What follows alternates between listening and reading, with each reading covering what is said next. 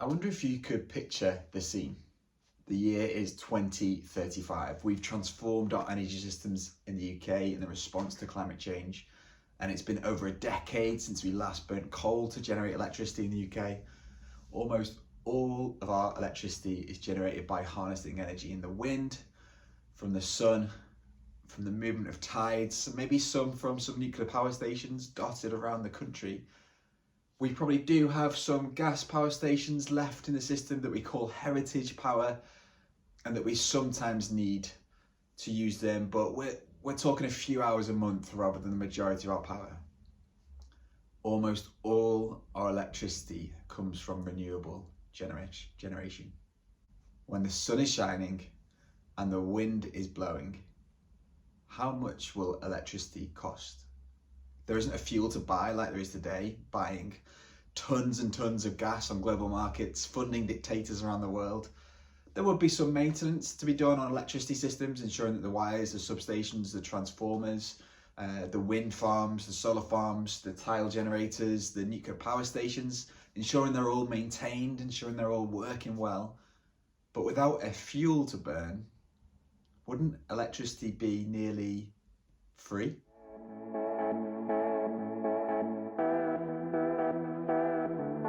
My name is Tom, and this is a little series about a low carbon lifestyle. Well, on certain days in 2023, we start to see a glimpse of that future. Let's oversimplify the energy market a lot. When demand is low, and when the wind is blowing, the wholesale cost of electricity starts to drop. It gets to zero, and sometimes, strangely, it can go below zero. So a negative cost for electricity means that consumers are being paid to use electricity. And this is happening today as I record this. The wholesale cost of electricity is below zero.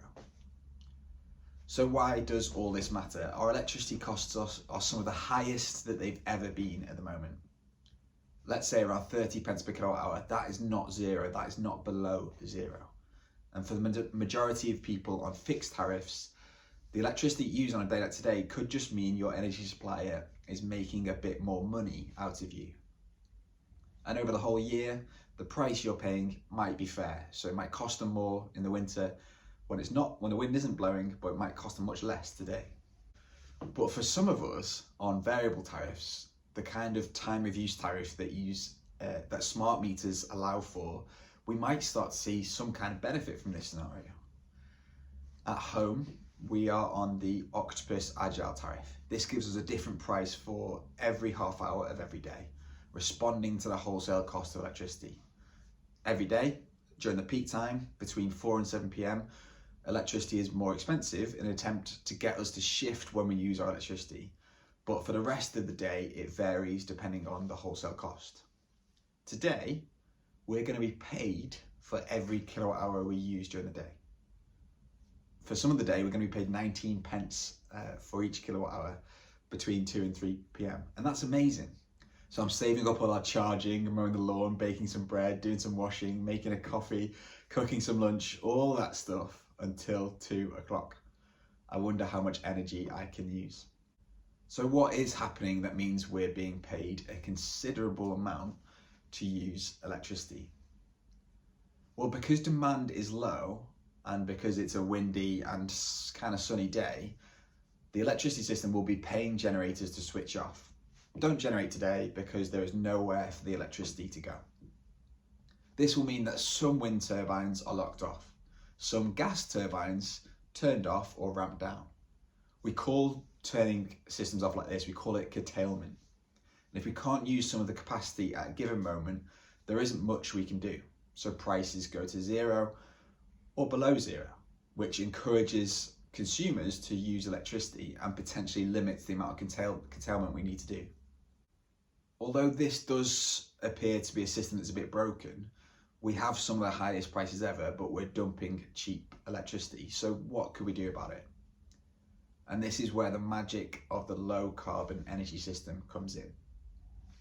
When we electrify anything, then all of a sudden we have much more demand that we can turn on and turn off when the electricity system varies so much. So less wind, let's not charge the car. Let's not heat the water tank in that moment. Let's vary the temperature of the heat pump flow rate slightly. When the wind isn't blowing or the sun isn't shining, we can use what we call demand side response to reduce demand until the wind blows again. Even more so with distributed energy storage like we have in EV batteries, domestic hot water tanks and domestic batteries. If we can store some energy as electricity, maybe as miles in a car or heat in a tank, then we don't need to use electricity from the grid if there's no wind. We can wait until the low carbon electricity starts working again.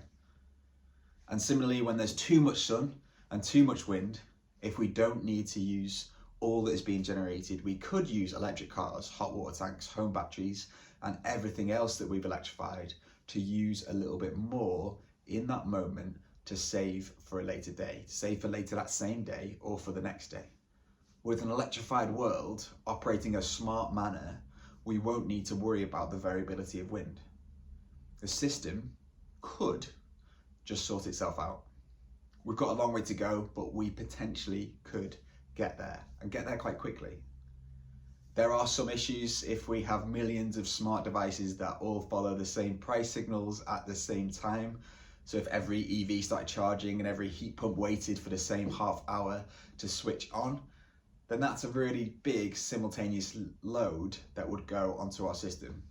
So we do need some control systems, maybe some intelligent pricing, maybe even some legislation to make sure that this happens in a smooth manner. But let's do the work, let's think it through. Let's build this low carbon system, which just means we could have cheaper electricity. The electricity system in 10 years will be very different to today, and in a much more positive manner. Low carbon technology could mean that prices are lower. On the website mygridgb.co.uk, the power systems engineer Andrew Crossland has set out what the electricity system could look like in 2030.